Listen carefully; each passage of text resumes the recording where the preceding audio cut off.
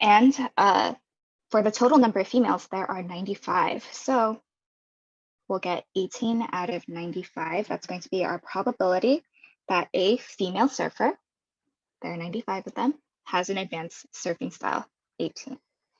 This is what's called like a conditional relative frequency. You don't really need to know the vocab, but there's a condition. In this case, it's like females. That's who we're interested in. In other cases, it might be males or regular surfers or advanced surfers. There's a few we can either condition based on like a row characteristic or a column characteristic. Don't worry too much about the vocab again. For B, we're finding the probability that a regular surfer is male. So here, the main group that we are just concerned about are regular surfers. So that's going to go in our denominator, regular. And of those surfers who surf regular style, we're interested in how many of them are male. Looking at, so that's going to go in the numerator of our table, male and regular. Then we'll just look at our two-way table to fill in that information. There are 86 males who surf regular style out of 110 total male. Okay, and that's going to give us those two probabilities that we need. I believe you guys learned this last year in Math 1, but I mean, it's, I guess that was a long time ago. And I don't know if you guys were online yet by that time. Okay. Are there any questions on two-way tables before we move on?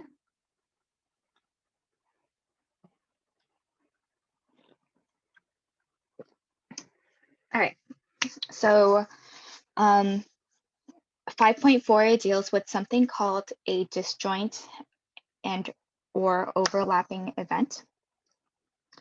And I think we're going to do this short, I guess, exercise first before we actually like get into the content. So let's say that we roll a 6-sided die. You're going to draw a Venn diagram that relates to events, and then we're going to decide whether it's disjoint or overlapping. And then our definitions for that is if it's disjoint, that means that there's going to be nothing inside the middle part of the Venn diagram, because the middle part of a Venn diagram is where like some, I don't know, something shares both parts of the Venn diagram, like your A and your B. It's overlapping if they have a outcome in common. So if there's like something inside there, that's considered overlapping. I think we're gonna do A together, and then I'm gonna ask you to do B. So we're rolling a 6-sided die. And so because it's a 6-sided die, you have 6 different outcomes. 1, 2, 3, 4, 5, 6. You don't have to write that, just draw the Venn diagram. But I'm just writing out the outcomes for you. For event A, we are event A are the die rolls that are even. So even numbers are going to go in A.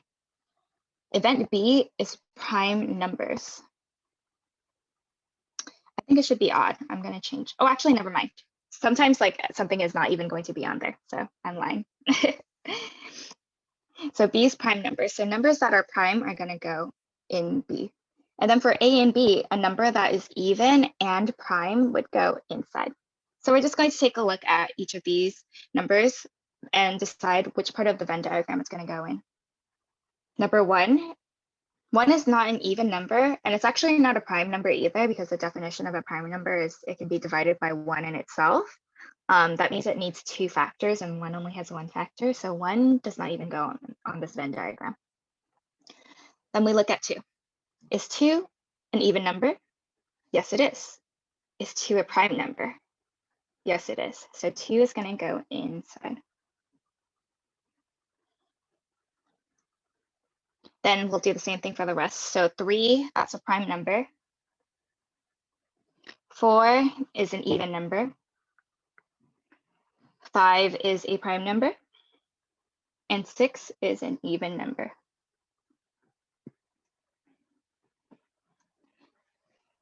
Okay. Now we're going to do this part where we're finding the probability that 2 events can occur. So we're rolling a six-sided die.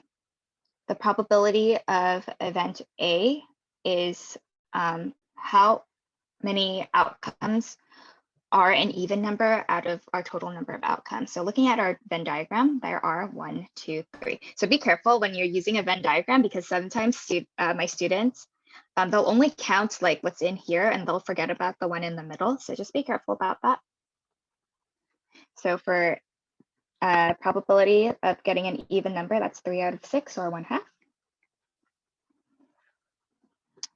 Then probability B is the probability that you roll a prime number, and then looking at our Venn diagram, we have 1, 2, 3. So again, 3 out of a total of 6, which is also 1/2. Next, we're finding the probability of A and B. So this is saying, what's the probability that you roll a number that's even and it's also prime? Oh, sorry, I just saw your and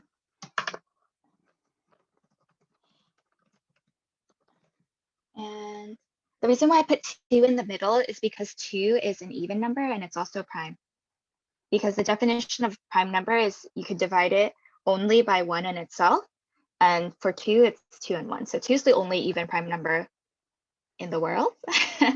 But that's what makes 2 special. So for A and B, there's only one number that is even and prime here. It's just 2. So we have 1 out of 6 outcomes. And then for D, what's the probability that a number is either even or prime? So we're just going to count 1, 2, 3, 4, 5, 6. So as long as it's in either event, it's fine. And we already saw that like 1 isn't in any of these events, so it's like excluded. So we just have 5 out of 6 here.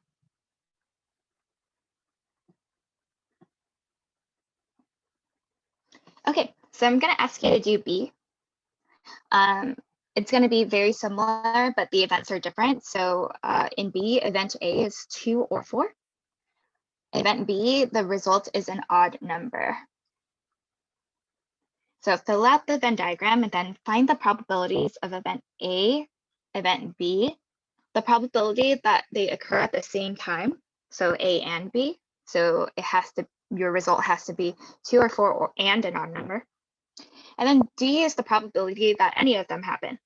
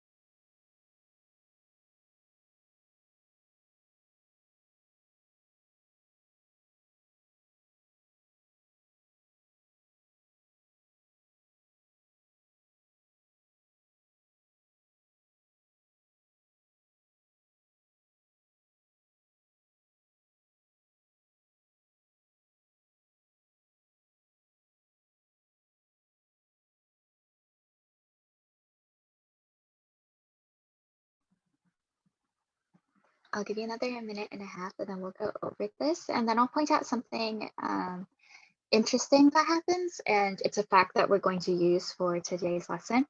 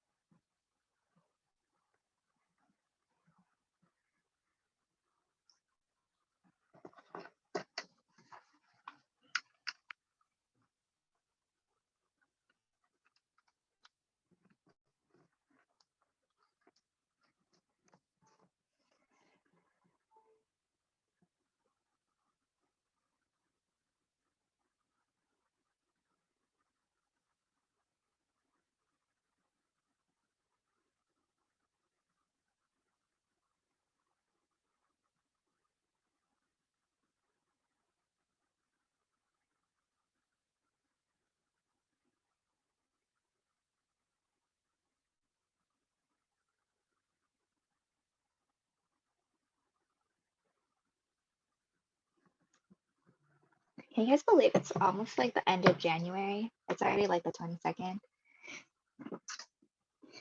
I like recently saw a meme. It was like the first picture is January 1st, and then it's a blink, and then the eyes open again, and it's January like 20th. That's what this month has felt like.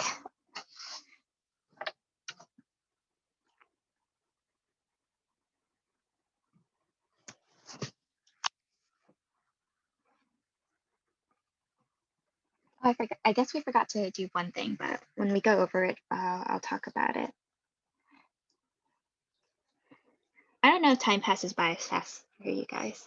Like when I was in high school, I thought that every day was agony. It took forever.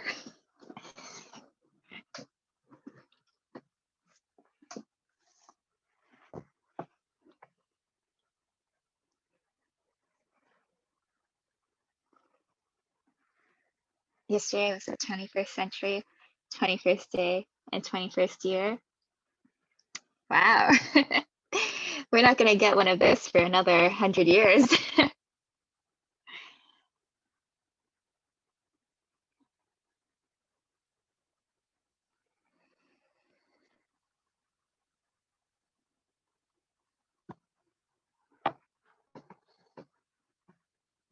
And I guess that just goes to show you that sometimes even like the most mundane of days and mundane of things, like they're actually like quite astounding. Like, yeah, that's what I think. Okay, so let's go over B then. So for B, we are again just filling out this Venn diagram with the events for rolling a six-sided die. So for event A, this is 2 or 4, and B that results as an odd number. We'll just go down the line again. So 1 is an odd number. 2 goes in event A. 3 is an odd number. 4 goes in event A. 5 is an odd number, and then 6 is neither an odd number nor is it 2 or 4, so it's not included here in this Venn diagram. Now there's one thing I forgot to mention. We were supposed to determine whether the events are disjoint or mutually exclusive, or if they're overlapping. So if there's something in the middle, it's considered overlapping, and if there's nothing in the middle, it is mutually exclusive or disjoint. So that tells us that our first Venn diagram, this is this is overlapping.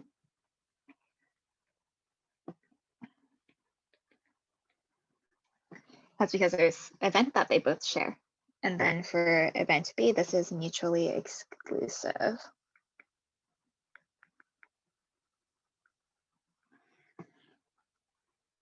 Okay, then for B, we're asked to find some probabilities. So the probability that we get 2 or 4, that's 2 out of 6, or 1/3. And then the probability of getting an odd number, that's 1/2, or 3 out of 6. Then the probability that you have that a number is 2 or 4 or an odd number, that's going to be 0 because there's no number that matches that. So A and B is 0. And that makes sense, right? There's no outcome that they have in common. So that's why it's 0. Then for A or B, we just count the number of outcomes in each. 1, 2, 3, 4, 5. 5 out of 6. Okay, now that brings us to like the interesting fact. If there's no overlap, you can just take probability of event A and you can add it to the probability of event B and you would get the same thing, right? 2 out of 6 plus 3 out of 6, that gives you 5 out of 6. Now this doesn't necessarily happen when you have a overlapping event, because if we were to do that, we would get 1, 2, 3 out of 6 plus 1, 2, 3 out of 6. So what happens if there's overlap? If you add these two events together, you're going to count an event twice, the one in the middle. So if you want it, this gives us our formula actually for finding the probability of two events happening if there's overlap. You take the probabilities of the two events and you add them together and you subtract the overlap. and you subtract the overlap so that you don't count it twice, because is what would happen. And if we just added them together, we would do 1, 2, 3, 1, 2, 3. Notice that we counted 2 twice. So that's why you need to subtract it. So this is actually the main 2 formulas that we need to know for today. And here it is. Make sure you have it down somewhere. You don't have to necessarily write it, but I guess the first formula is a general formula, like if they are any 2 events, because many events are going to have like an overlap in between them, add them together and subtract the overlap. That's essentially what this is saying. Add together and subtract the overlap.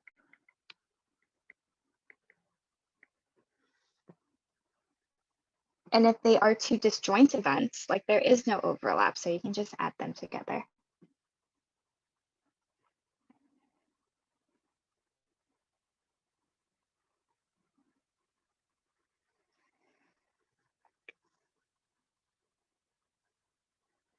Okay. Mr. Conley, why don't you help us with example 1? Let's just do both of them. Okay, great. A card is randomly selected out of a standard deck of 52 playing cards. What's the probability that it is a 10 or a face card? Okay, so yeah, probability of 10 or any face card. And so, oh boy, you have to remind me. So we got 10, Jack, Queen, King, Ace. So 5 for 4 students, so it'd be 20. Oh yeah. Oh, ace doesn't count as a face card because it doesn't have a face. All right. 4 or 4, so 16. Yeah. Now let's ask a question to the class. Can a card be a 10 and a face card at the same time? No. So is there overlap? No. So there's no overlap. So we can just add probability of 10 and face together.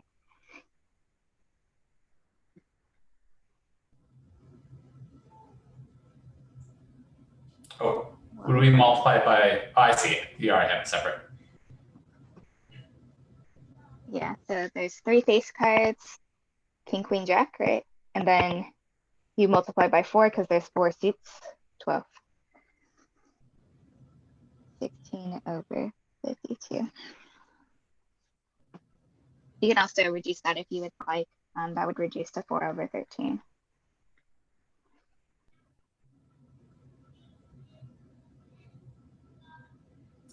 On the next example, so 2 6-sided dice are rolled. What's the probability that the sum of the numbers rolled is multiplied is the multiple of 4 or is 5? Okay, so.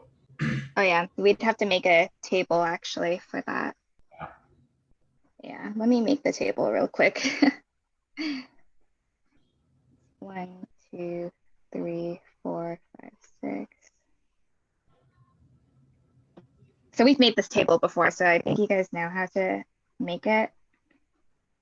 You're just taking like your 6 outcomes for each die and adding them together.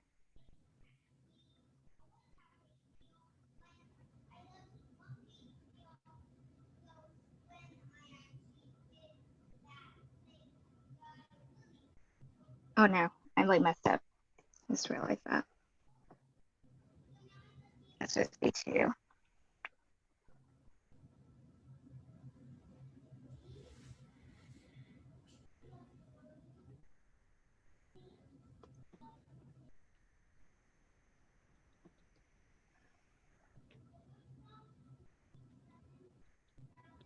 Okay.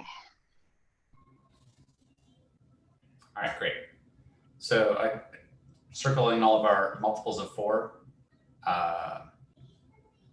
So 4 or 8 or 12, right? And multiples of 4. So let's see, we got 3 4s, 4 5 8s,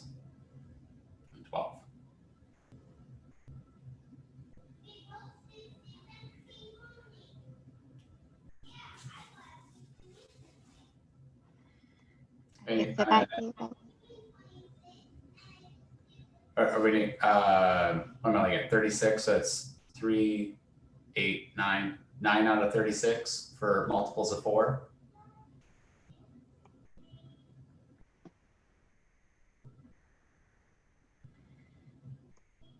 And then our multiples of 5 be 5s and 10s. So 1, 2, 3, 4, and 1, 2, 3, 7. 7 out of 36.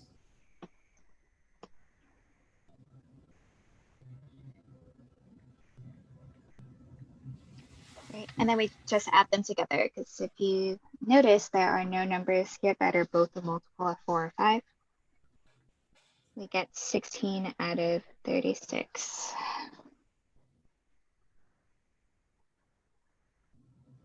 Okay. For example 2, we're finding probabilities of overlapping events. In our first example, a card is randomly selected from a standard deck of 52 playing cards. So we just are selecting one card. What's the probability that it's a face card or spade?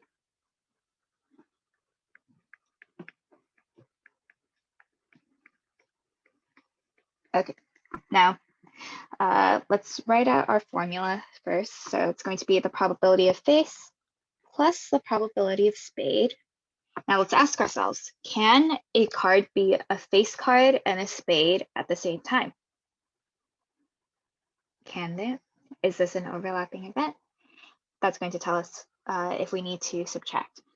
Yes, it is. Great, because there are three face cards that are spades. So we need to subtract the probability that it is both a face and a spade. Sorry, I'm abbreviating because I'm running out of space. So for face cards, we found that earlier. There are 3 face cards and there are 4 suits each. So 3 times 4 is 12 out of 52 face cards. And then spade is a whole suit. You have 13 cards for each suit, 2 all the way to ace. And then we just have to determine how many face cards are spades. There's going to be a king, a queen, and a jack. So there's 3 spade cards that are faces. So we're going to subtract 3 out of 52. And the denominators are all the same, so we can just add this and subtract pretty easily. 12 plus 13 is 25 minus 3 is 22 out of 52.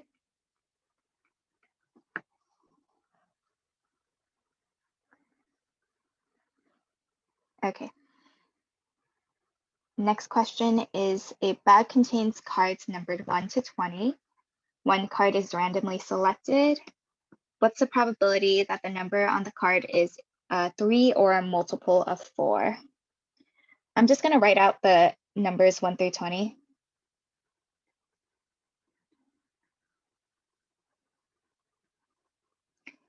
And we'll do something similar as the earlier example. We'll just like highlight the numbers that are multiples of 3 and also those that are multiples of 4.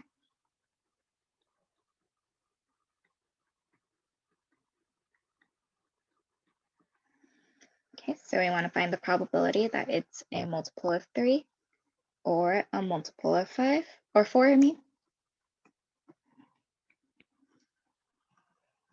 So we want to take the probability that it is a multiple of 3, add that to the probability that's a multiple of 4. Are we going to have overlap here? Is there a number in our bag that is a multiple of 3 and 4? We'll see. Let's just find it first. So I'm going to highlight the numbers that are multiples of 3. We have 3, 9, 12, 15, and 18. Ooh, you guys already found it. Then multiples of 4, that's 4, 8, 12, and 16. All right, so you can see that 12 is our overlap. So we're going to subtract the multiple of 4 and 3. So we can see that we had 1, 2, 3, 4, 5 multiples of 3 out of 20. And we had 4 multiples of 4 out of 20. And we're going to subtract their lone, the lone, like, I guess, overlap. And this is going to give us 8 out of 20.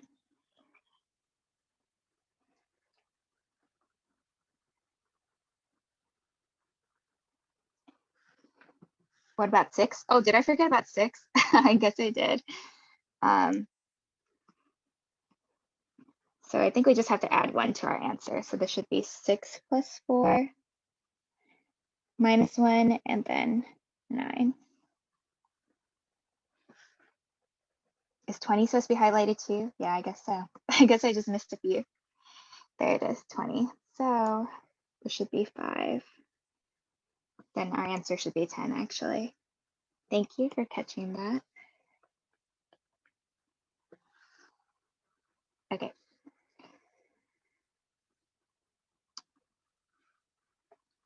So that is example 2. I think we just have 2 more to do together.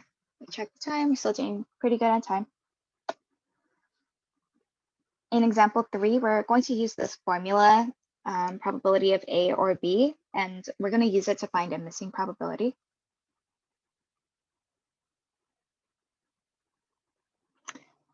I think isn't it 6 plus 5 minus 1? Because there were 6 multiples of 3, because I missed it, the 6 right here. It's 1, 2, 3, 4, 5, 6 for probability of 3, and for probability of multiple of 4 is 5.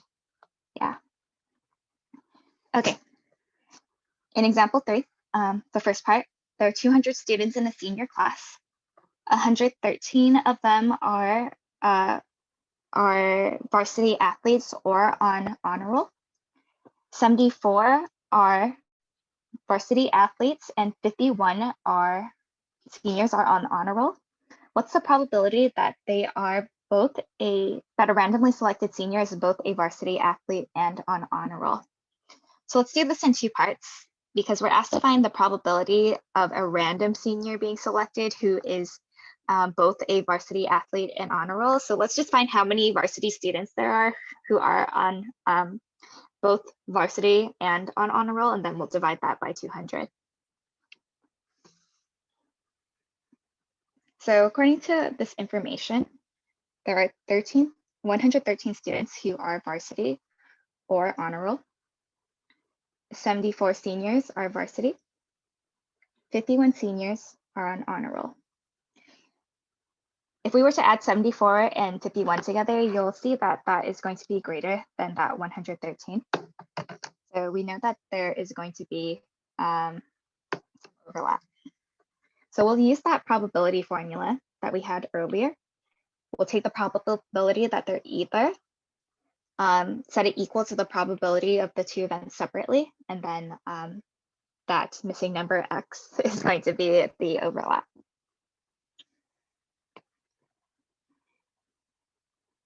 Okay, so varsity or honor roll is going to be equal to varsity plus honor roll minus varsity and honor roll. So let's just fill in the numbers that we know. We know that there are 113 students who are varsity or honor roll. 74 are varsity. 51 are on honor roll. And we're missing how many are in both. Then we would just isolate that and solve. So we would add 74 and 51 together to give us 125. And then we're going to subtract 125 on both sides.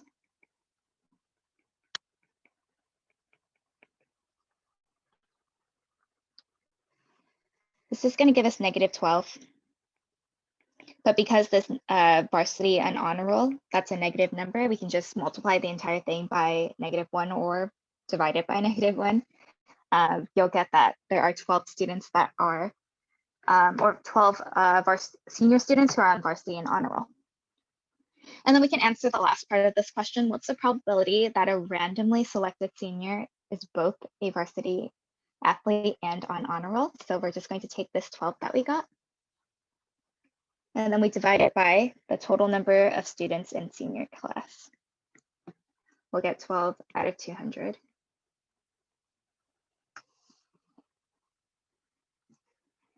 You could have also like done the probabilities here too, like this would be 113 out of 200, 74 out of 200, 51 out of 200, and then you would have gotten the same answer, but I just wanted to avoid fractions here, just so that like this was less confusing, and then we just find the probability after. Okay, let's do the next part. In that same class, suppose that 32 seniors are in the band and 64 seniors are in the band or on honor roll. What's the probability that a randomly selected senior is both in the band and on honor roll? So we're going to do almost the same thing, except their numbers are a little different.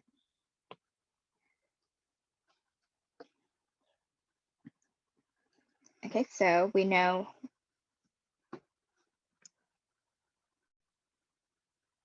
how many students are in band or on honor roll. And there's going to be some overlap here because the problem tells us that there is. So we're going to set up the equation to figure that out. We'll take the number of students in band.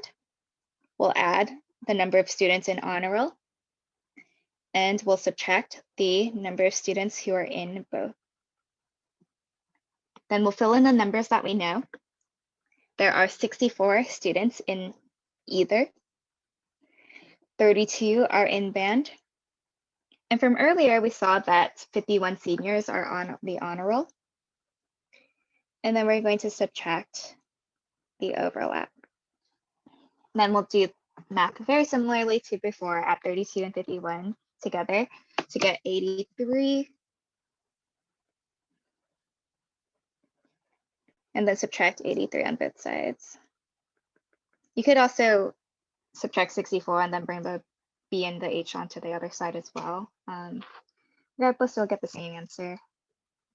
We'll get that there are 19 students who are in band and honor roll. And because we're trying to find the probability that a randomly selected senior is in both band and the honor roll, we'll take 19 and we'll divide it by the number of seniors in the class, which is 200. 19 over 200 is going to be our answer here.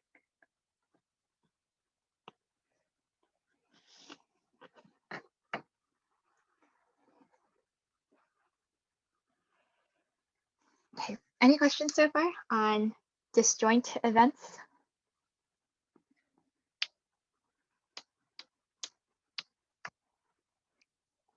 Okay, we're gonna do one more problem and then I'll let you go. So you can ignore the extra practice, but if you wanted to, you can feel free to do that. If you would like more practice, I'll post the solutions to that later, actually.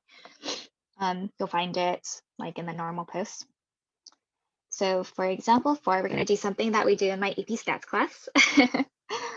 Maybe you'll have me if you take AP Stats. The American Diabetes Association estimates that 8.3% of people in the US has diabetes. Suppose that a medical lab has developed a simple diagnostic test for diabetes that is 98% accurate for people who have the disease and 95% accurate for people who do not have it. The medical lab gives the test to a randomly selected person. What's the probability that the diagnosis is correct? Okay, so for this problem, we're going to make something called a tree diagram. And there's two parts of this. The first part is whether or not you have diabetes. That's going to be like our first branch. And then the second branch is how accurate is the test? Is the test correct or is it wrong? So for our first branch, let me do this in blue actually.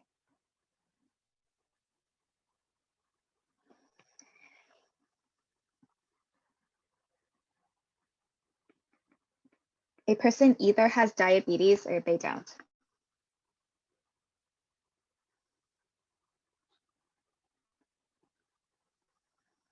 I guess I'll write don't. And from our information, 8.3% have diabetes. I'm going to write that as a decimal because decimals or percents are just another way of writing decimals. So there is a 0.083 probability of having diabetes. How would we find the probability that someone doesn't have diabetes then, if we know how many people have diabetes? How will I get the number that goes here? So think back a few days ago, I taught you guys the complement. Like, if you know event A happens, what's the probability that event A doesn't happen? We're going to take the probability of having diabetes, and then we're going to subtract that from 1. So we're going to do 1 minus 0.083.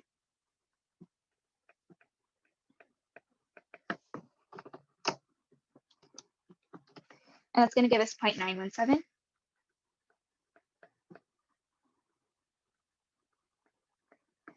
That's the probability of not having diabetes. Now, regardless of whether or not they have it, there is a test. And there are 2 possible outcomes for your test. It's either correct, so like you know that you do have diabetes if you have diabetes, or you know that you find out that you don't have diabetes and you don't have diabetes. Now, tests aren't always 100% accurate. There's something called a false positive where like you test positive for a condition even though you don't have it. There's also something called a false negative where you test negative for a condition even though you actually have it. Again, these tests aren't always perfect. From our information, we know that the test is 98% accurate for people who have the disease. So it's 0.98 correct or accurate. I guess I'll write accurate instead of correct. It doesn't really matter what you write as long as you know what it's supposed to represent.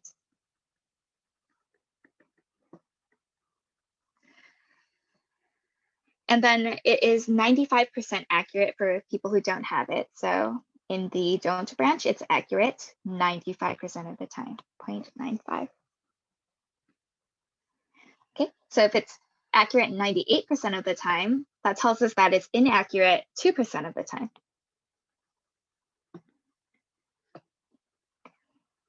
And then for not having diabetes, if it's accurate 95% of the time, that means it's inaccurate 5% of the time, so 0.05.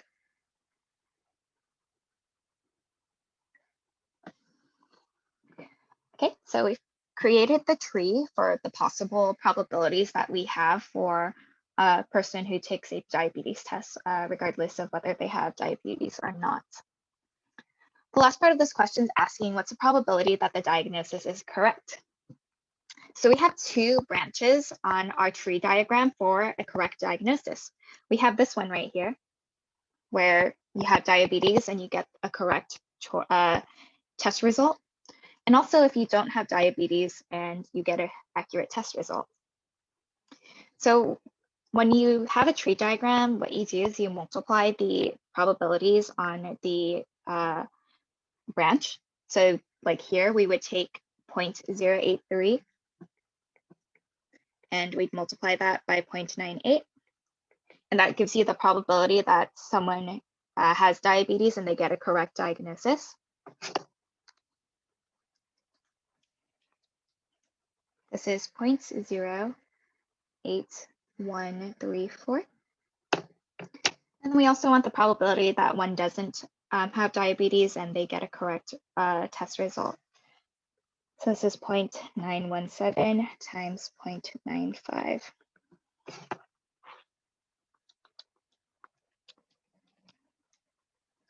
This gives us 0.87115. And then we're just going to add these 2 probabilities together because these are test diagnoses that are correct.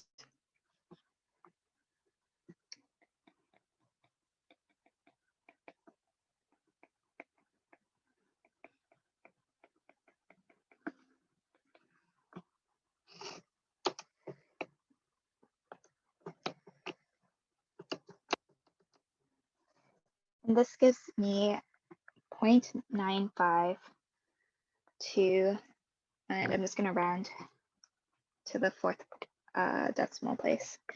So that means that this test is accurate about like 95% of the time, and that's actually pretty good. I think the false negative rate is not too bad. And I think a false negative is a lot worse than a false positive. All right, so that's actually it for today. Please turn in your notes if you have them complete. Your notes are going to be due tonight at 11:59, so please try to get that in when you can. And if you're already finished, just turn it in. I will see you guys hopefully next Tuesday, if not after that. And have a great weekend. I'll send you, I'll communicate with you through Google Classroom if anything happens. So keep your eyes peeled for that. And see you next week. Bye.